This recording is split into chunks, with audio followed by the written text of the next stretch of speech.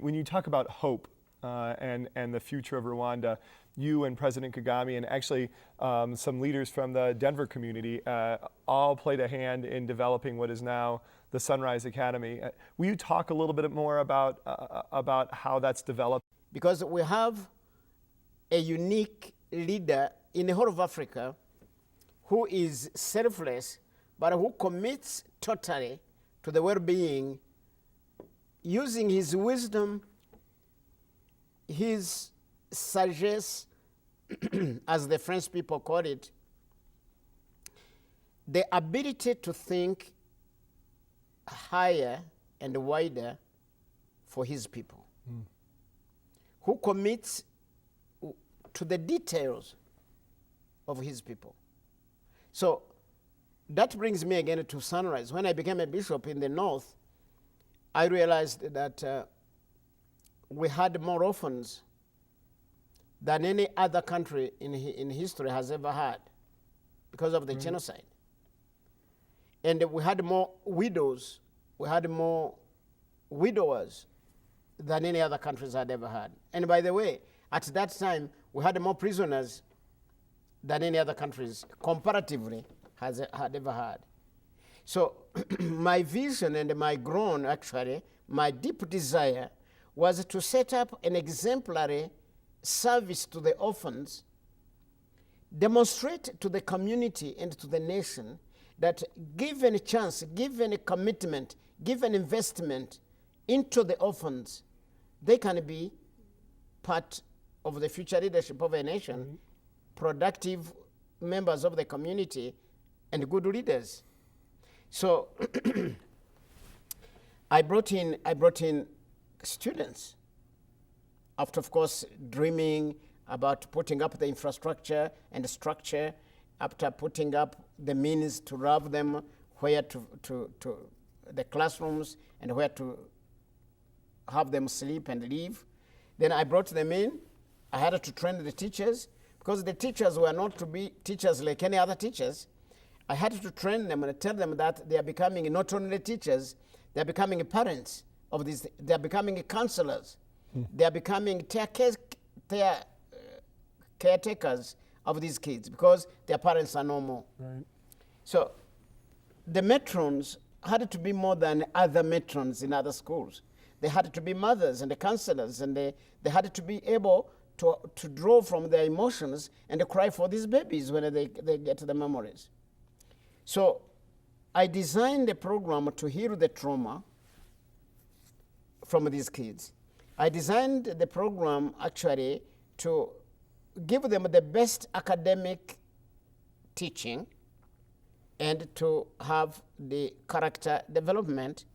And the fact that I mixed this school with the well-to-do children from rich families, I had to work to avoid any stigmatization. Right.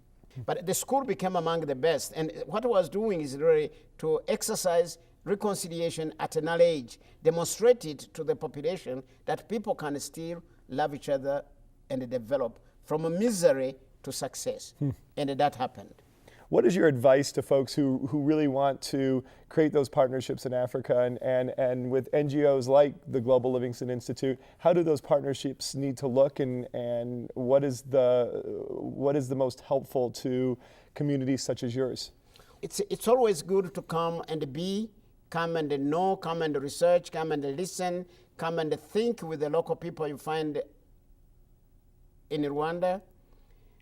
Come and relate to our local community and the local leaders and the local non-governmental organizations. Think with us, mold something that we can do together. And the Global Livingston Institute is doing it right. But it's to promote it to a sustainable, transformational service to that community. Just a pair of shoes, a uniform, a bag to take the exercise books and a pen. Right. And say, such a kind of basic things to be provided for the children of the Batwa and other poor kids in the society. In Rwanda, we no longer segregate people as Batwa, Bahutu, Batutsi, but we know they are there in a community. They are not going to school. Just partnering to make a transitional, a connection, facilitation to make 100, 200 children back to the education system and bless them with the future is the right partnership. That's the area we want to go. Areas where there is no water. If there is a way to make that community, those children get water, that's the way to go. Schools where children go to school in the morning, they spend the whole day yawning without food. If a kitchen, modernized way of feeding these kids can be done, of course, in a partnership with the local people, in a partnership with the parents, that's the way to go. The way to promote entrepreneurial wisdom, helping people how to do business better, is the way to go. Right.